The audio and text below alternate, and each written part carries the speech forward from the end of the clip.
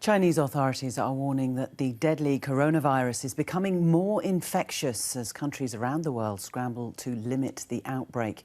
China's National Health Commission has revealed the virus can be transmitted during the incubation period before symptoms even appear. The death toll stands at 80 now, with close to 3,000 confirmed cases. In Wuhan, the centre of the outbreak, 2 new hospitals are being built to treat victims. 4 cases of coronavirus have been confirmed in Australia, and that number is expected to rise. Well, there remains 3 confirmed cases of the coronavirus in New South Wales, with health authorities investigating a 4th patient. The state's Chief Health Officer, Dr Kerry Chant, says a range of measures are in place to promptly identify cases. There are 4 confirmed cases in Australia. In New South Wales, we have 3 confirmed cases, 4 cases under investigation, with us having announced last night that one of those cases under investigation is a highly probable case, where we'll get confirmation later today. So as soon as the novel coronavirus infection is suspected, patients are isolated so that we can protect both healthcare workers and prevent any further ongoing transmission.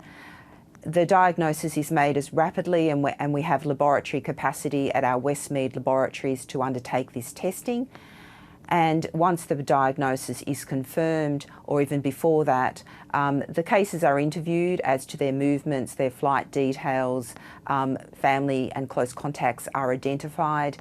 And then once the diagnosis is confirmed, or in cases where we highly suspect the diagnosis, as in this for this case I announced last night, we undertake that contact tracing. So we identify those people that are at close contacts, and we give them precautionary advice about being vigilant for symptoms and what to do should they become unwell. These patients are all separate and isolated. The one thing in common is that they have either travelled from Wuhan within 14 days or have been a contact of a confirmed case of novel coronavirus infection in China.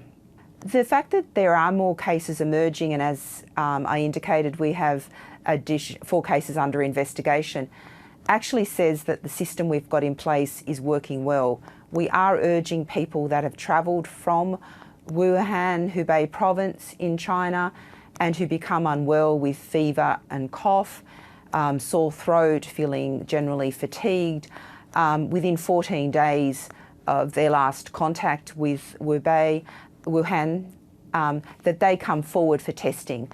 And so the fact that we're finding these cases, we have a number of cases under investigation, we're able to rapidly isolate those cases and diagnose them.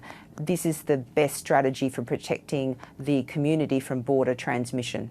A couple of these patients have been seen by general practice. In some cases, the story that the patient provides changes. So in one of the cases, it wasn't evident initially that they had a contact with a confirmed case. That information came later. So our general practitioners have been informed. We continue to work with them to raise their awareness.